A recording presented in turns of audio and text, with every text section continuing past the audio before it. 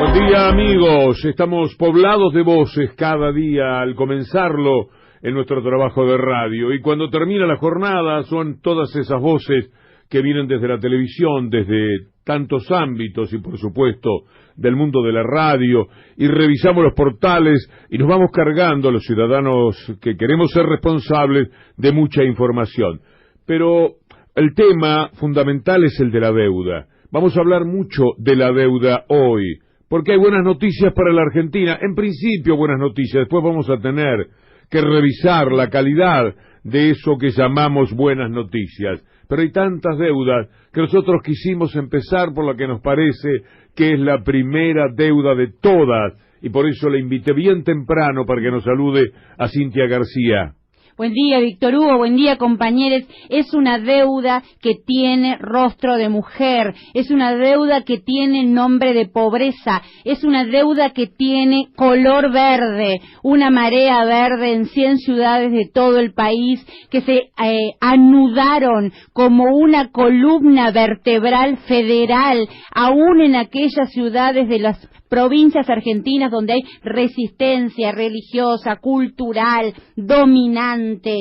Es impresionante lo que pasó ayer, Víctor Hugo. Es el año, tal vez, y lo digo con muchísima seguridad, de reparación de esa deuda que tiene color verde, que tiene rostros de distintas generaciones, que tiene una pibada impresionante en la vanguardia, que tiene unas mujeres de la década del 70 que hoy se sienten revitalizadas en su sangre, en su sentir, en su deseo, porque la maternidad será deseada o no será. La columna de Marta Dillon de hoy es impresionante. Cuenta el momento cuando de noche, ya en el escenario, la artista Claudette García empezó a pedir que se repita la palabra abortamos, pero solo si lo desean, dijo. Soy feminista y sin deseo no quiero nada. Y empezó las distintas letanías de las desigualdades, de las inequidades, de la deuda, de la pobreza, de las mujeres que abortan en los hospitales públicos, las que llegan desangradas,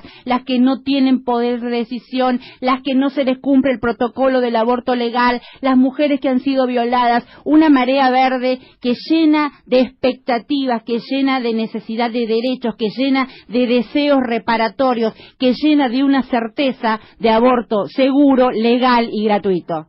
Peleamos por nuestros sueños, vamos ya, vamos ya, vamos ya, ya, ya. Yo entiendo que por razones políticas han querido financiar al gobierno de Macri. En verdad es dinero que no fue para la Argentina, fue para el gobierno de Macri, para que el gobierno de Macri pueda sostenerse hasta este punto. Es la responsabilidad que le cabe al fondo en todo lo que ha ocurrido. Piensen ustedes que el fondo hasta aquí ha depositado 39.000 millones de dólares de los 57.000 que debe depositar, y de esos 39.000 millones de dólares, 30.000 se fugaron, y en verdad el fondo, en su carta de creación, en el artículo exacto, prohíbe que los recursos del fondo sean utilizados para ese fin. Por eso insisto en que el fondo tiene una obligación directa en lo que nos está pasando, y fue lo que yo le observé al enviado del fondo. Alberto Fernández había dicho hace ya algunas semanas estas frases tan importantes que ahora cobran mayor entidad todavía cuando pensamos en lo que ayer dijo el informe técnico del Fondo Monetario Internacional. Los técnicos no son los políticos. Por supuesto que esto hay que tomarlo con algunas pinzas por lo menos, pero la expresión de esos técnicos reconociendo que es verdad todo lo que ha dicho la Argentina nueva, para entenderlo después del 10 de diciembre, la Argentina que no es Macri, la Argentina que no es de sesgo neoliberal, que quiere ser distinta de esa manera, venía diciendo que la deuda es insostenible y que esto sería muy difícil de discutir si no se reconoce que la deuda es insostenible. Es decir, la deuda que contrajo el inmenso inútil de Macri a nombre de las corporaciones no se puede sostener, no se puede conversar, no se puede discutir, no hay manera de estar de un lado y de otro de la mesa, pensando unos que no se puede pagar y los otros que sí, que la podés pagar. Echa un vistazo que tenés la plata por ahí y vas a poder cumplir con lo que el otro gobierno había dicho. Fue muy importante para Alberto Fernández este día de ayer. Para Alberto, para el equipo económico, para Martín Guzmán, para cada uno de ellos, de los que ha venido diciendo, pero estoy recurriendo a las dos principales figuras del gobierno en los términos del manejo de la economía. Lo que ellos venían sosteniendo queda rubricado perfectamente, subrayado, reconocido por el informe técnico del Fondo Monetario Internacional, que ya había reconocido que cuando hizo la evaluación general de la deuda pública de la Argentina, había dicho que era sostenible. Estamos hablando de julio del año pasado, pero no con alta probabilidad. Un término increíble, el propio Melconian ha dicho que es asombroso. ¿Qué querían decir? Es sostenible pero no con alta probabilidad. Era un disparate, era un mamarracho lo que el fondo había dicho después de aquella revisión. No querían reconocer que ya Macri, a julio del año pasado, tenía una deuda absolutamente impagable por la República Argentina. Y lo dijeron con ese eufemismo.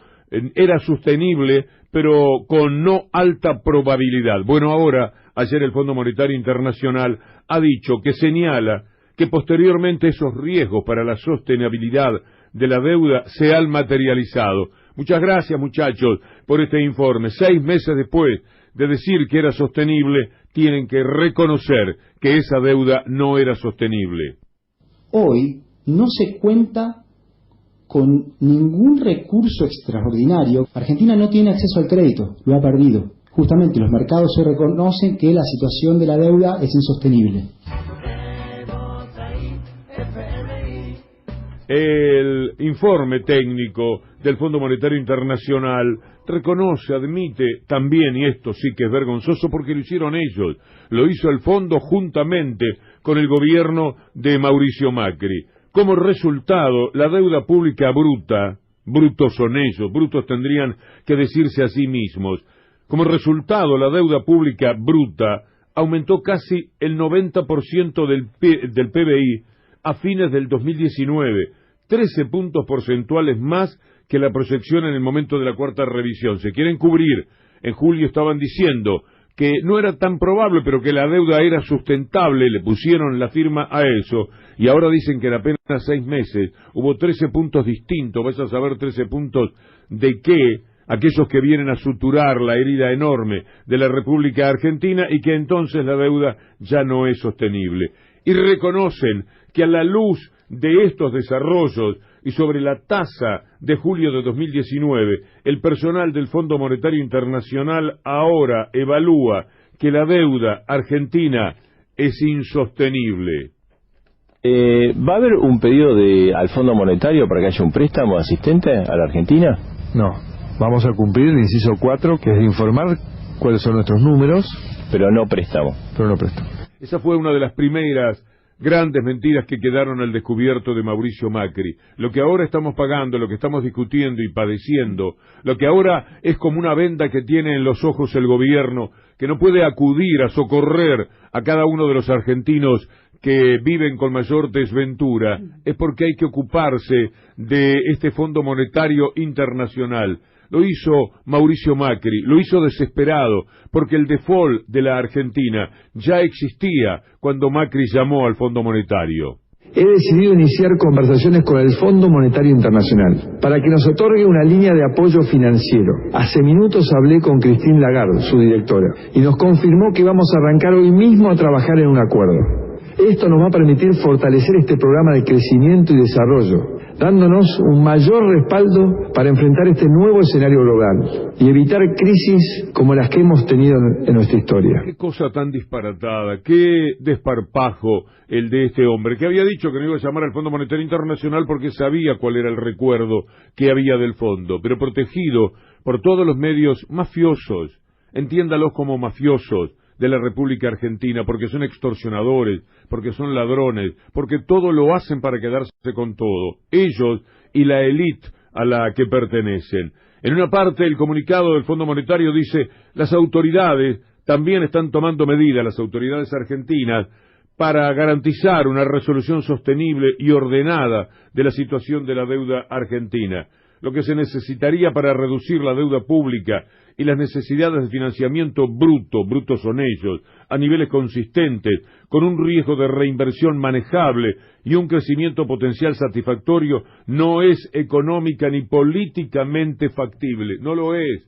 No lo es políticamente porque no se le puede decir a un país que votó con tanta ilusión a Alberto y a Cristina Fernández que ahora no se puede hacer nada por culpa de que hay que pagar la deuda del Fondo Monetario Internacional y de los acreedores privados, la deuda contraída por el insensato de Mauricio Macri. No, políticamente no hay margen, uno se puede sentir con necesidad de decir eso, pero sabe que no lo puede hacer.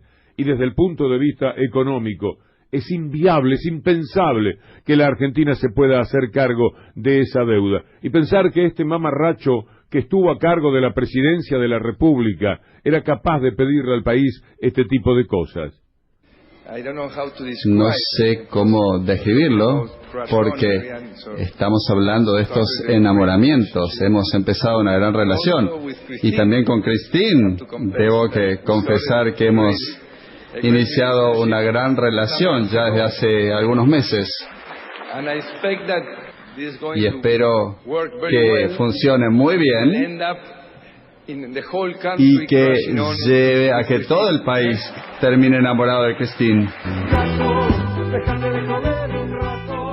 Mirá cómo termina el país, Macri. Mirá cómo termina respecto a Christine Lagarde, que ni siquiera está ella. Ahora hablamos de Cristalina, como si supiéramos. Siempre ponen, si es una mujer mejor, porque les parece que están mejor defendidos en la imagen, y si es extranjera de los Estados Unidos, es necesario, porque tienen que disimular. Los que mandan son los Estados Unidos en todo esto. Esos Estados Unidos que ahora, a todos los cipayos que escriben contra Malvinas, como lo han hecho durante todos estos años, sería bueno que revisen las informaciones que andan dando vueltas por el mundo, de cómo Estados Unidos apoyó a Inglaterra en la guerra de Malvinas, pero esa es otra parte de la guerra. La guerra también es económica. Cuando no vienen con las armas, vienen con todos estos pertrechos económicos, como el del Fondo Monetario Internacional, los bonistas, a llevarse por delante a países que de vez en cuando tienen a tipos increíbles, insólitos e inadmisibles, como Mauricio Macri al frente. Y entonces,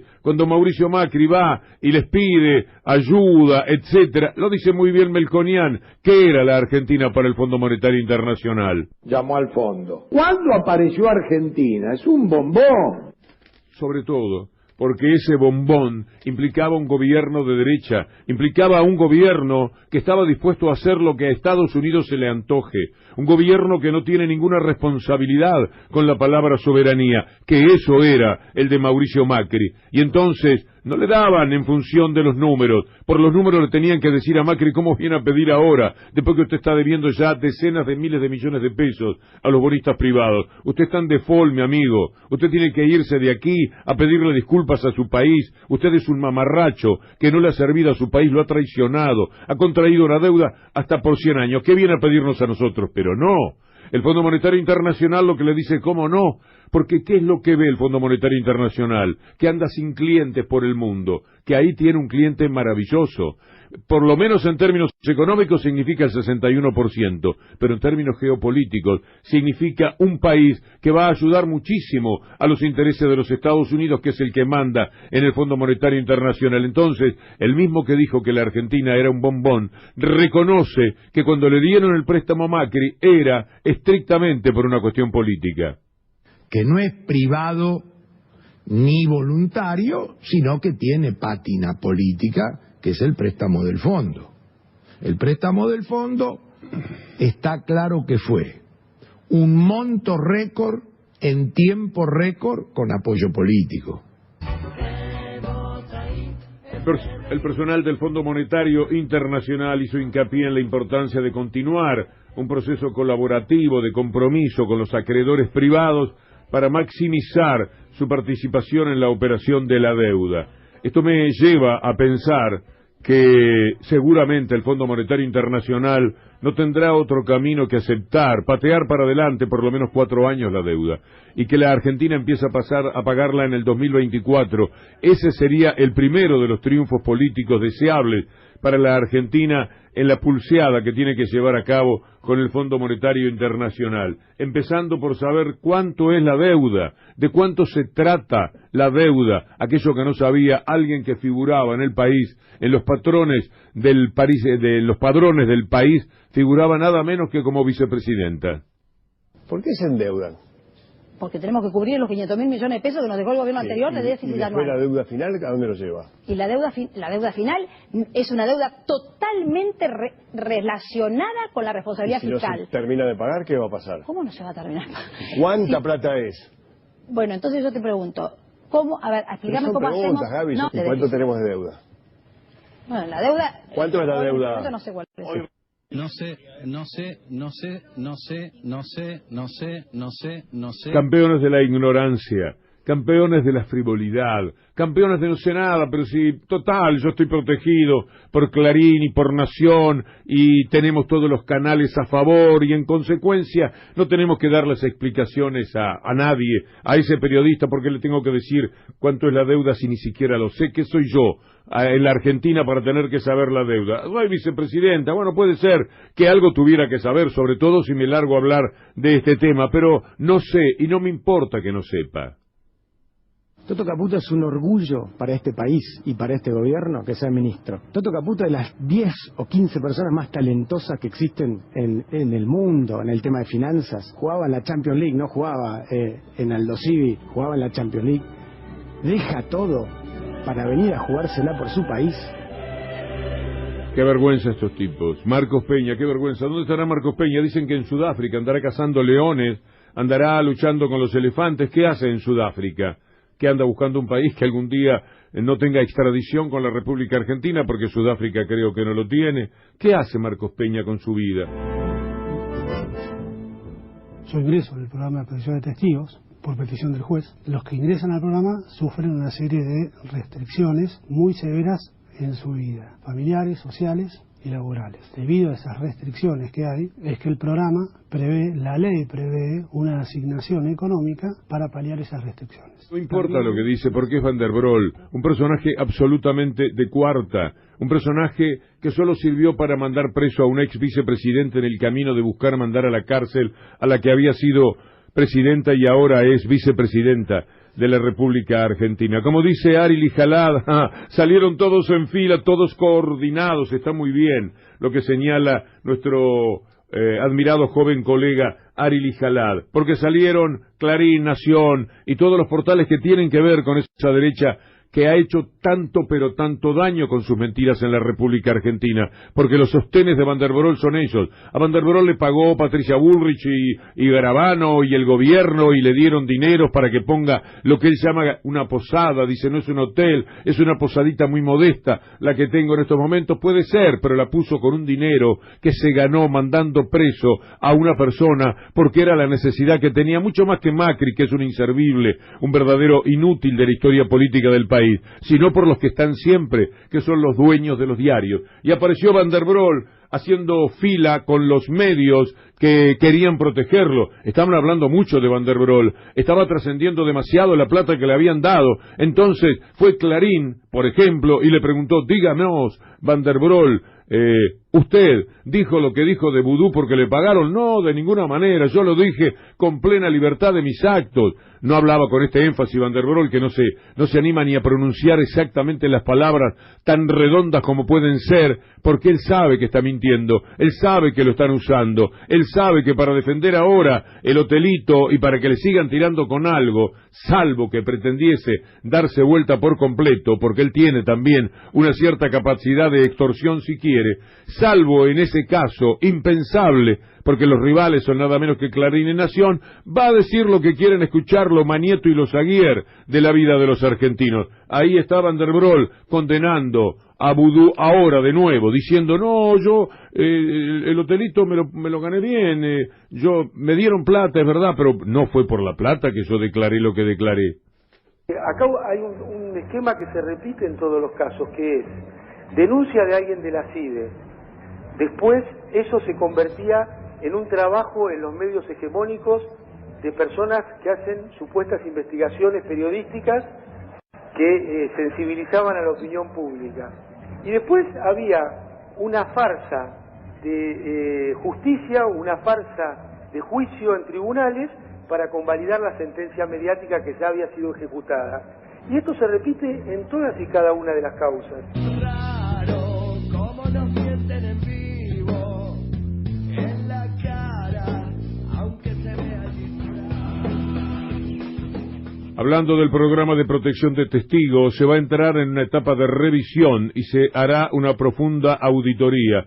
Esto ha dicho el viceministro de Justicia, Juan Martín Mena, refiriéndose a la derogación del decreto de Macri sobre el programa de protección de testigos. Mena dijo que los testigos protegidos no pueden dar entrevistas, y ayer Van der Broel dio 3 entrevistas. Ustedes imaginen el grado de cinismo al que hemos llegado en la República Argentina, cuando Patricia Bullrich dice, y la vamos a escuchar, es bueno prestarle atención, que se cometió un delito cuando dieron a conocer la cara y el lugar donde vive Van der Broel. Estamos ya en presencia de un cinismo, de una hipocresía que resultan insoportables. Es un tsunami de desprecio por la verdad lo que nos acomete cuando los escuchamos, porque el testigo que tenía que estar protegido, etcétera, etcétera, salió a hablar por todos los medios de ellos, naturalmente. Mena aseguró, los testigos protegidos no pueden dar entrevistas, y ayer Van der Broel dio 3 entrevistas. Las entrevistas de Van der Broel y Fariña nos muestra que durante el gobierno anterior nada era serio, hacían todo para determinados medios de comunicación, y por lo que dice Van der Broel, parece que el programa de testigos protegidos era una agenda de inversiones. Escúchenlo. Pero además otra cosa más grave, una de las condiciones, y esto se resuelve muy fácil leyendo la ley de protección de testigos, es que los testigos no pueden dar cuenta de su situación de protección. O sea, no pueden dar entrevistas periodísticas los testigos porque se viola el primer principio para protección de una persona, que es la confidencialidad. O sea, lo que mejor garantiza la protección de una persona es que no se sepa que esa persona está siendo protegida por el Estado.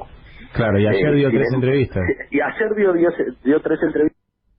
Van a decir que, bueno, pero ya había entrevistas, fue lo que denunció el Destape, etcétera. No es lo mismo que aparecer dando él la cara en los medios de comunicación, que lo traían para procurar que no se debilite demasiado la causa en la que está involucrado Van der Broel, como el hombre que ayudó a Clarín y a La Nación particularmente a meterlo preso a Amado Vudú a través de este personaje de Cuarta. Esos son los que han alentado esta justicia tan injusta que se tiene hoy día en la República Argentina. Ningún juez se hubiese animado a pagarle millones de pesos a un tipo para que hable de otro y para mandarlo preso. Ningún juez hubiera tomado en serio a Van der Broel, que no podía demostrar si conocía o no a Amado Vudú, que había dicho 1000 veces que no tenía el mínimo conocimiento con Amado Vudú, que no tuvo ninguna relación, y que lo dijo desde el primer momento, es decir, tenía plena conciencia de que era una persona a la que no conocía. Tenía, creo, la certitud de que ni siquiera se había tomado una foto de esas en las cuales las personas del anonimato se cuelgan de los hombros de las figuras públicas para tomarse una foto. Infobae hoy dice, Van der Broel se defiende. Mi declaración como arrepentido fue libre, no fue pagada por nadie. Pero si está en las causas judiciales, que sí fue pagado. Van der Broel, está Patricia Bullrich cuando dice, hay un delito detrás de esto, le dice a Ietzi, el periodista de América, que le hizo una muy buena nota, apurada por las circunstancias, ya sin saber qué decir, porque cuando les repreguntan mueren, no tienen nada para decir, solamente están entrenados para hablar con estos medios de comunicación que son cómplices y en realidad le tiran centros para que esos, los protagonistas, digan lo que a los medios les interesa. Ahí está Bullrich diciendo, es un delito que haya aparecido Van der Broel. En primer lugar hay un delito previo, que es haber dado la información de dónde estaba viviendo y qué actividad estaba desarrollando Van der Broel. Sí. Eso es un delito, Sí. primer tema. Lo otro también. Segundo tema, que el sistema de protección de testigos, yo no sé porque no... Y Bullrich después dice, bueno, pero se les da subsidios. No, pero 2 millones no es un subsidio, Bullrich. A ver, precisemos, el 28 de noviembre pasado, 12 días antes de terminar su mandato, Macri firmó aquel DNU. En ese momento, hay que decirlo, 5 magistrados, Alejandro Slocar, Ángela Ledesma, Guillermo Jacobuzzi, Ana María Figueroa y Javier Carbajo, le dirigieron una carta al entonces titular de la Casación, Carlos Maíquez, hombre cercano a Cambiemos, pronunciándose en contra de la transferencia del programa. Los jueces dijeron que no existía ni necesidad ni urgencia para dictar aquel decreto. Hoy leemos a Clarín diciendo Alejandro Van der Broel rechazó recibir plata para declarar contra Amado Vudú.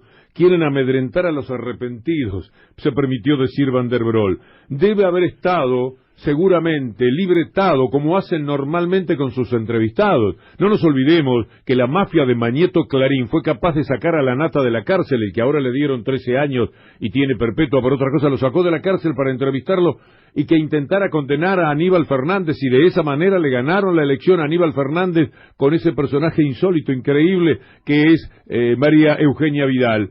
Lo sacaron a la Nata y a Salcedo, creo que se llamaba el otro, lo llevaron a la casa de Carrió para que allí, a escondidas, pudiera hacer una nota en la que también condenaba a Aníbal Fernández. Han sido capaces de todo esto. Son los que están detrás de las declaraciones de Fariña, de lo que había ocurrido con Slácar. Toda la vida han fabricado estas historias. Ahora, la mafia de Clarín dice, Alejandro Van der Broel rechazó recibir plata para declarar contra Amado Vudú. Y ponen un textual de Van der Broel, quieren amedrentar a los arrepentidos. Recordemos que el sistema de protección de testigos, que ya tiene más de década y media de vigencia, tenía 3 ejes fundamentales de protección de testigos. Lesa humanidad, fue muy importante en el tema de la desaparición de Jorge Julio López, por ejemplo. Narcotráfico, donde muchas veces a imputados por delitos de drogas muy difíciles, donde tienen que llegar con vida a la cárcel, se los protege con distintos niveles de protección.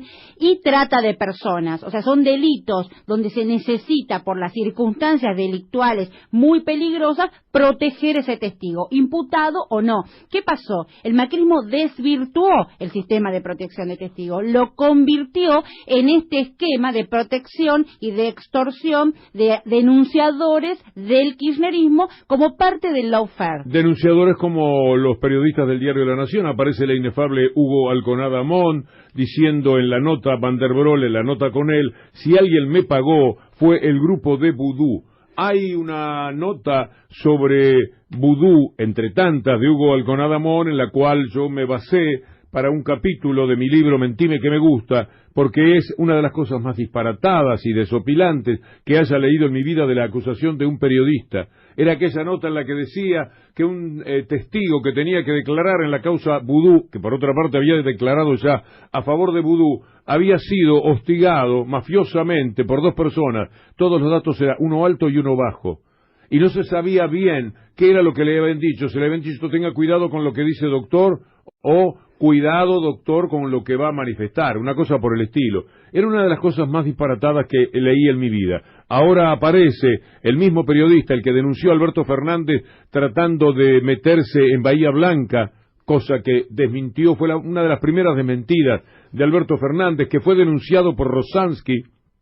Hablo del periodista, que fue denunciado por el juez Rosansky, el que echó Garabano para que Fariña se sintiera cómodo. ¿Y cómo lo echaron a Rosansky? Bueno, ya se conoce por la acción justamente que habían desplegado contra él Garabano y compañía, porque no lo querían. ¿Y quién le dio la libertad a Fariña? Aprovechando que Rosansky había quedado en licencia por unos días. El suegro de este periodista, como juez, fue y le dijo a Fariña lo que quería La Nación y lo que querían todos, porque era el compromiso que habían asumido con Fariña, dejarlo en libertad con tal de que siguiera diciendo cada uno de los disparates que le libretaban, como probablemente haya sido libretado Van der Broel ahora. En esto estamos detenidos hoy día. Ni hablar de las declaraciones de Hugo Alconada Amón, el periodista del diario La Nación, en un juicio en el cual el otro día apareció gesticulando y sin pruebas para corroborar lo que bien dice Aril Jalad.